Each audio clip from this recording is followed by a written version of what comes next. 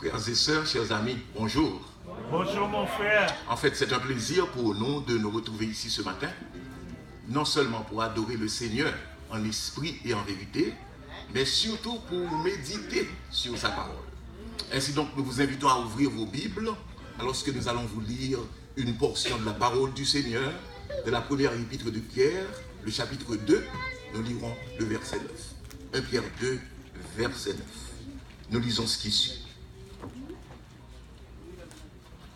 Vous êtes une race élue, un sacerdoce royal, une nation sainte, un peuple acquis, afin que vous annonciez les vertus de celui qui vous a appelé des ténèbres à son admirable lumière. Nous disons Amen.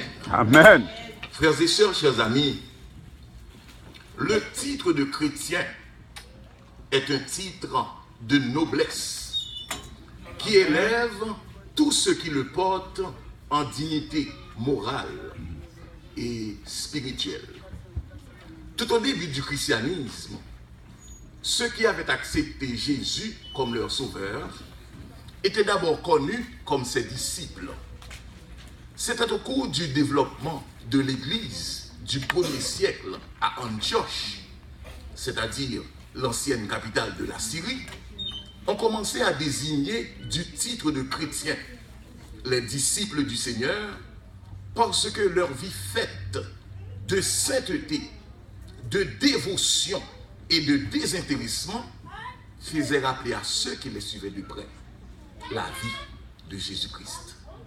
Le chrétien, donc, non seulement il est consacré à Christ, mais son rôle, c'est de faire connaître le beau nom de Jésus par tous les moyens en son pouvoir.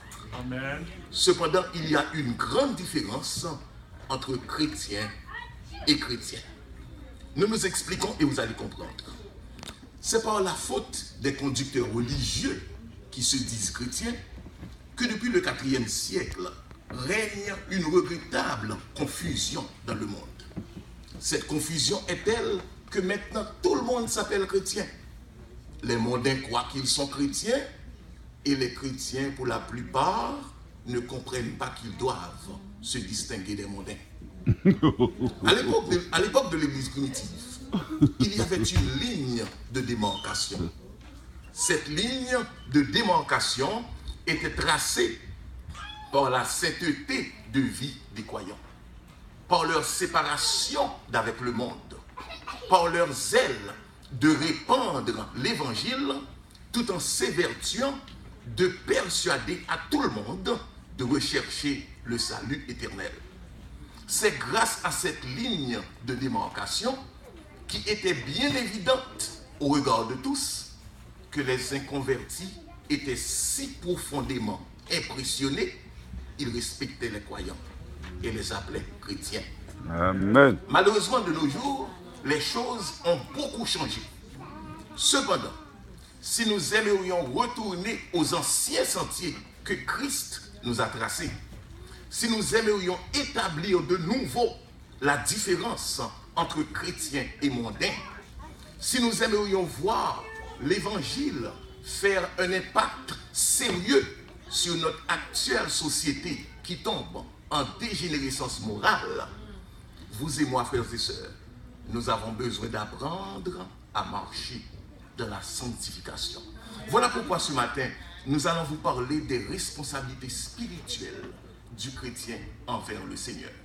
Autant que nous sachions, ces responsabilités sont au nombre de 3.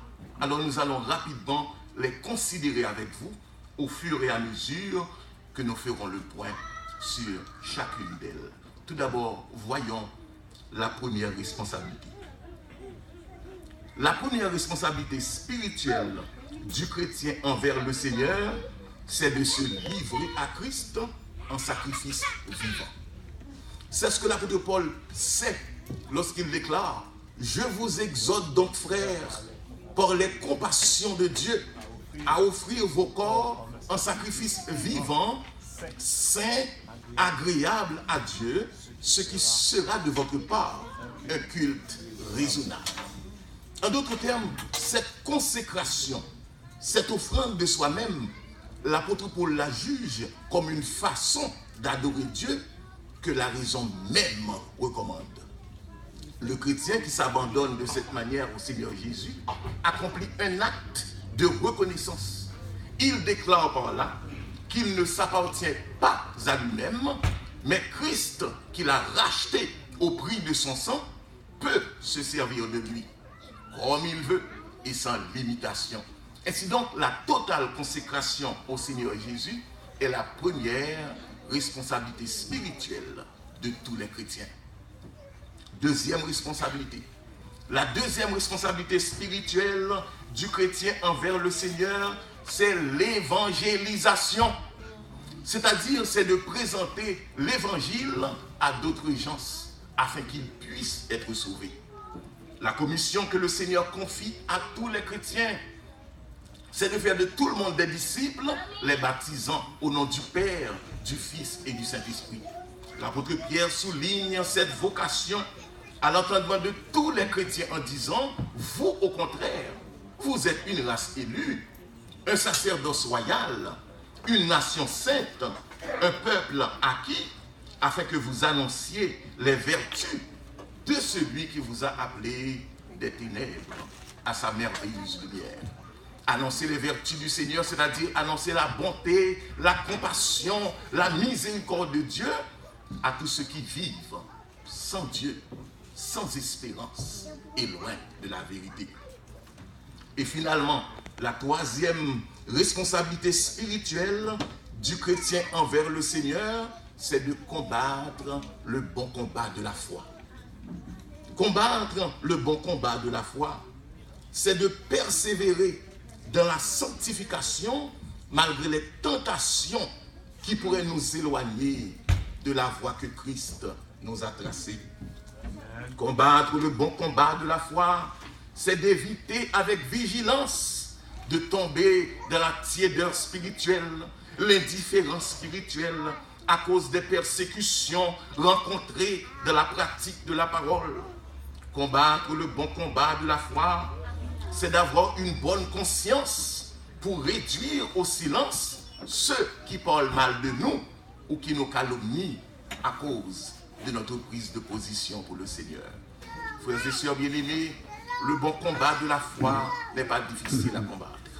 Si constamment le chrétien cherche à enrichir ses connaissances de la parole de Dieu, à amener à Christ les âmes égarées et à raviver sa foi de la promesse du Seigneur, à savoir, prenez courage, car j'ai vaincu le monde. Oh, ce matin, je sais qu'il soit difficile pour quelqu'un de se livrer à Christ en sacrifice vivant pour combattre le bon combat de la foi s'il se contente seulement d'être de simples croyants ou de simples membres d'église. Ce matin, le Seigneur nous appelle vers un idéal plus élevé et plus noble dans ses rapports avec nous. Et ce n'est lorsque nous nous engageons à fond dans la voie chrétienne, en devenant des chrétiens authentiques, c'est alors que nous pourrions atteindre cet idéal. Voilà pourquoi ce matin, ne vous contentez pas d'être de simples membres d'église qui viennent ici pour chauffer des bancs ou pour faire de la politique, mais plutôt donnez-vous entièrement au Seigneur Jésus, d'une manière absolue et sans réserve. Ainsi donc, il vous fera devenir ses collaborateurs, ses amis pour votre plus parfait bonheur. Qu'il en soit ainsi pour chaque enfant de Dieu ici présent ce matin. Et nous disons Amen. Amen.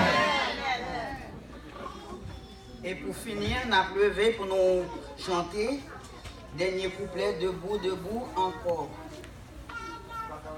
347. Et après quoi, on a prié avec notre directeur Raoul.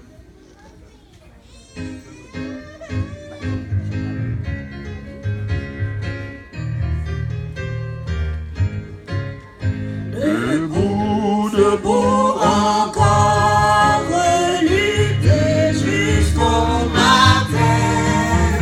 Déjà brille l'aurore à l'horizon lointain.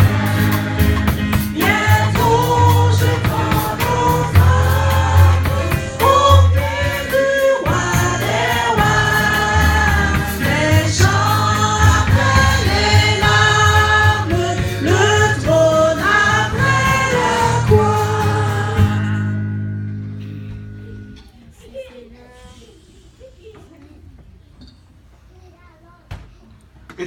notre Père et notre Dieu, Papa non qui est dans le ciel là.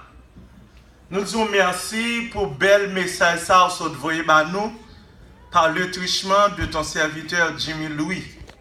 Nous te devoir parler avec nous, commander nous pour nous combattre le bon combat de la foi. En pile fois, problème, calamité vini, nous consenti nous voulons décourager. Heureusement, ou fait provision pour nous, ou dit nous comme ça que ou gagne un combat déjà, prends courage. Ou gagne pour tourner venir chercher nous. Nous demandons que chaque monde qui est dans la salle là, que vous béni chaque là, permettre que quel que soit le monde qui est rentré fatigué, il cap sorti avec repos dans nom Jésus. Quel que soit le monde qui est rentré avec un problème quelconque, il cap jouer un problème dans résoudre dans nom Jésus. Parce que nous sommes capables de faire toute bagaille et pas rien qui est possible à nous-mêmes. Bénis-nous de toutes sortes de bénédictions. Bénis nos amis visiteurs. Bénis le prédicateur de ton choix. Bénis l'église de Gilgal. Permets que l'église soit tourner comme la piscine de Bethesda. Quel que soit le problème qui est la matin dans la salle, il y a une solution dans nous-mêmes. Parce que c'est nous-mêmes qui avons toute solution. Bénis-nous, restez avec nous, gagne pitié pour nous. Nous demandons tout grâce au nom de Jésus pour ta gloire. Amen.